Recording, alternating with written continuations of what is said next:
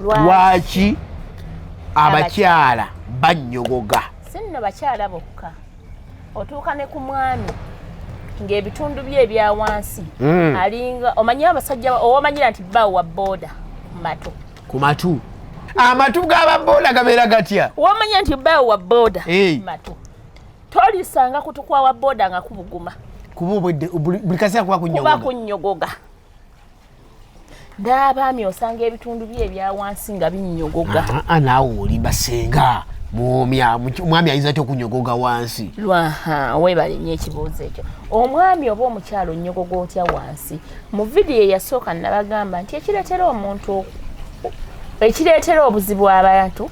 kabutungo abaami mwekwasa mbwe abakyala beesiiga ebizigo simanya beeyerusa bwe babeeyerusa ne babyesiiga mu mbugo bannanga ebizigo ne bwobyesiiga mu kasolo n'obiyingizaayo tekikannyogoza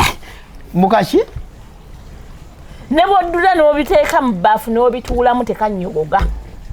ekinnyogoza abakyala kabootongo oba abaami tekiri ku sayidi z'abakyala bokka n'omwami omusanga alinga omugogo tubaaniriza ku Luganda Channel amanya n'eddoboozi kojjamuko wamu ne Ssenga Muwoomya gwe nkyaziza mu nnyumba olunaku olwaleero tuli wano ku Jabbero Lodge Buloba wano wennyini abo nno basangibwa Buloba mu tawuni meters 2 okuva ku poliisi y'e Buloba okutuuka we bali abo nno balina services ez'enjawulo naddala ebisulo gwe ng'oyagala kuwummulako mu biseera eby'eddembe ozze n'omwagalwawo ebisulo weebiri biyitirivu ate nno abo nno balina ekifo ekiyitirivu okuzaama nti bw'oba oyagala kukola parties ez'enjawulo tugeze birthday party oba graduation abo nno bakwaniriza ate parking balina mpitirivu okuzaama nungi nnyo n'olwekyo batuukirire osobola okubakubira ku namba y'essimu eno 0772 82 729 gwe owa Airtel osobola bakubira ku 07 05 82 729 nobeera nga obatuukako nga bakuwa services ez'enjawulo kakati tumanyi vidiyo yaffe nga twagibawa mwagiraba bulungi nnyo mwaba commentinga ne mugamba kugamba muwa ensonga ez'enjawulo twagyemu mmwe waliwo abatuwadde nti waliwo abakyala abannyogoga nga yo abeera ye annyogoga okunnyogoga sigamba nti okw'omubiri gwonna wabula okunnyogoga mu bitundu ebyekyama n'abeera nga ye tabuguma ate nga mukimanyi bulungi nnyo nti abakyala amanya abaami twagala nnyo abakyala abakola ki ababuguma n'olwekyo mbaleetedde Ssenga Muwoomya agenda kuba nga atubuulira lwaki omukyala akola ki annyogoga era ddagala ki eriyinza okuleetera omukyala kubeera nga akola ki nga tannyogoga ng'abuguma Ssenga tukwaniriza wamu nange taata sooka obabuuzeeko nsanyusa okuddamu kusiikana kammala okwaniriza ggwe musiru munnange ate lwaki ompita musiru munnange abalungi gamba mugezi munnange banayo n'omwami akoze kyamaanyi nnyo okunzijjako n'okunnyonoona si gwa nnyononye Ssenga sisobola gwe tonnyonoonye gwe kwajjamuko olina emyaka 59 ku myaka 59 wakeegatta emirundi 207 emirundi gye wakeegatta gisinga emyaka nga gwobeerayo kati kankunyumize lwe twali tugenze out lwe walaba ekiwala n'oyasaamirira kojja tewaddamu tegeera oyo yali mwannyinaze nali ludde omulaba yali mwannyinaze nga ludde omulaba era olwamulaba nemugamba namugizi naye era namanya nti ab'e Masaka engeri amalo ge mulina amangi tosobola kutegeera ng'olabye omuwala anyenye ebbina bw'atyo wamma abalungi nze Ssenga Muwoomya ndowooza abamu ababadde bajja bambuuza nti naye Ssenga Muwoomya owoomya ki butandise okubiraba batandise okulaba ebibala ki ebiva mu muwoomya byawoomya ombuuzizza ekibuuzo lwaki abakyala bannyogoga sinno bakyala bokka otuuka ne ku mwami ng'ebitundu bye ebya wansi alinga omanyi abasajja owamanyira nti bbawo wa booda ku matu amatu g'ababooda gabeera gatya wamanya nti bbawo wa booda matu tolisanga kutukwa wa booda nga kubuguma kuba buli kaseera kuba kunnyogoga n'abaami osanga ebitundu bye ebya wansi nga binnyogoga naawe oli basenga omwami ayinza ty okunyogoga wansi weebale nnyo ekibuuzo ekyo omwami oba omukyalo nnyogoga otya wansi mu vidiyo eyasooka nabagamba nti ekireetera obuzibu abantu kabuutongo abambi mwekwasa mbwe abakyala beesiiga ebizigo simanya beeyerusa bwe babeeyerusa ne babyesiiga mu mbugo bannanga ebizigo ne bwobyesiiga mu kasolo n'obiyingizaayo tekikannyogoza mukaki ne bw'oddula n'obiteeka mu bbaafu n'obituulamu tekannyogoga ekinnyogoza abakyala kabootongo oba abaami tekiri ku sayidi z'abakyala bokka n'omwami omusanga alinga omugogo kyoyinza kuŋŋamba nti akantu k'omwami kali oyinza okakwatako nga kunyogoga naye omukyala oyinza okumuyingira nga annyogoga abali mu comment section abakyala oba abaami batubuulira yali asanzeeko omwami nga nnyogoga omwami omukwata kantu ke bwe kati ng'alinga muvuzi wa boda bannaye aba boda munansonyiwa lwaki mbagezaako nti owa boda olw'okuba abamumpewo abeera alina okunnyogoga amatu ennyindo eva ennyindo ye ebanga yambwa eba ennyogoga eba ivaamu eminyira mpulira kubasenga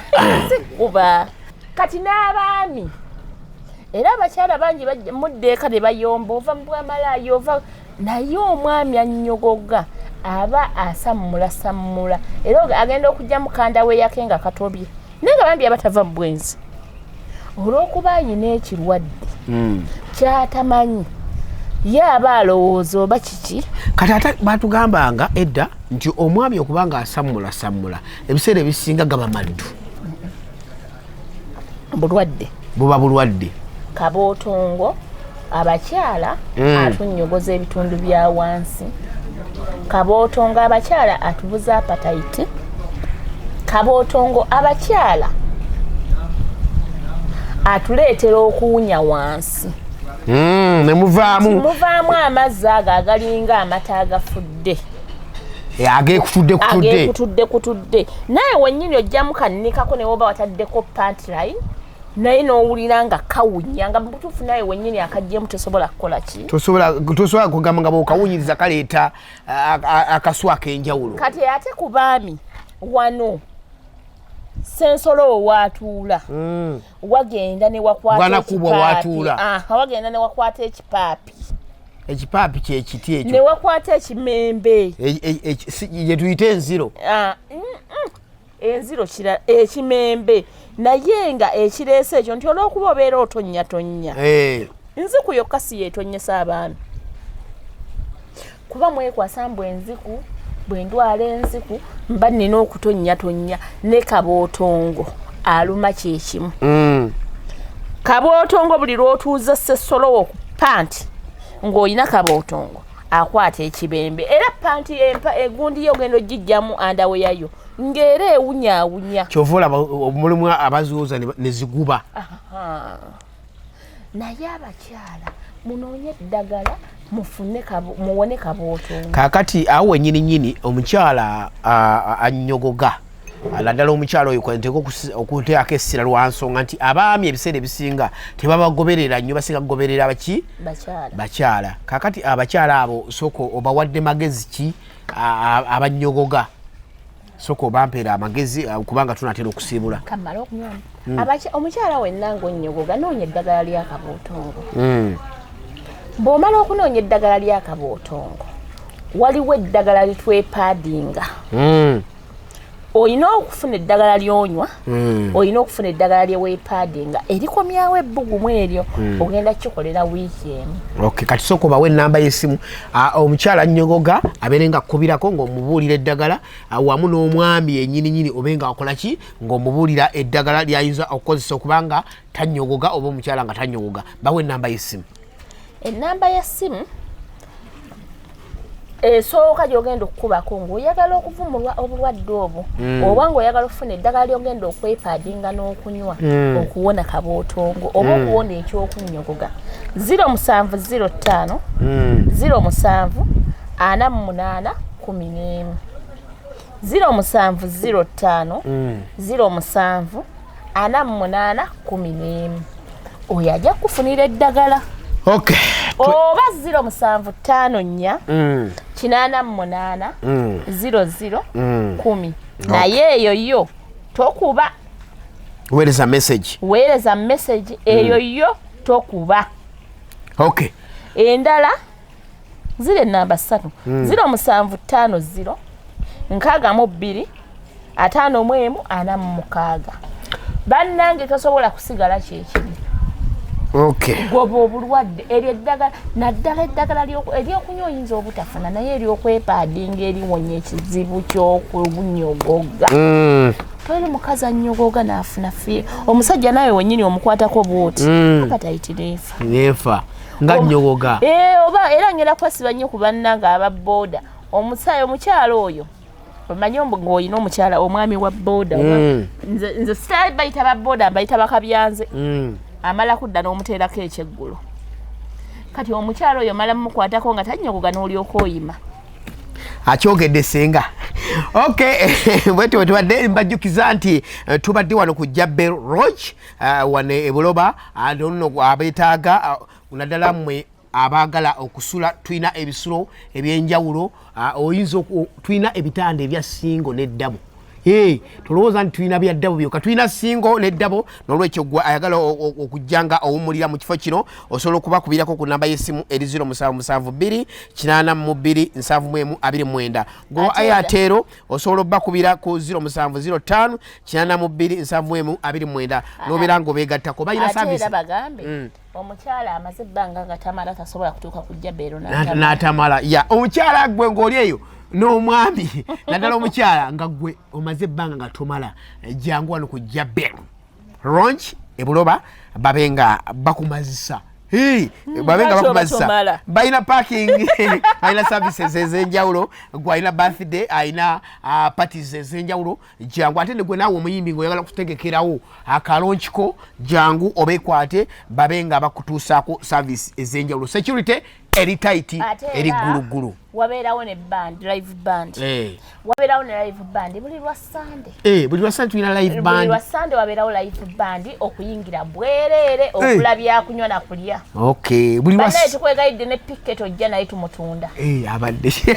kale n'olwekyo buli lwa Sunday tubeera ne live band wano ku Jabber Hotel tubeera ne live band okuyingira free entry just ogula buguzi kyakunywa na kyakulya no babeera nga bakola ki bakola ko bulungi nnyo omuyimbi omunene gwe gwosuubi gw'owulira gw'oyagala omanyi Jabber yanjawulo ojja ku reception n'obagala ku live band njagala muyimbi ono bwe mubeera abantu 10 nga mwenna musaba muyimbi omu aji amuleeta ate tweyagadde okay tubadde nesenga muwomya wamu ne kojjamuko nabagambe ni mu following channel yaffe Luganda channel YouTube Luganda channel TikTok Luganda channel tugenda kuba tubaweereza bulungi obwekirala ku kamera tubaddeko ne mukulu ata oyo abadde ku kamera yali ku kamera yakuwa ekifaananyi ekyo kyennyini kyolaba ekyenjawulo n'eddoboozi epitirivu okuzaama ate era Luganda channel tulina group y'abafaani ojja mu group yaffe n'otubuulira omulamwa gw'oyagala twogereko omukyalo oyinza okubeera eyo ng'omwami akusumbuwa abaana bakutawanya akusombedde obwana bw'otazaala naye ate akufuukidde ekizibu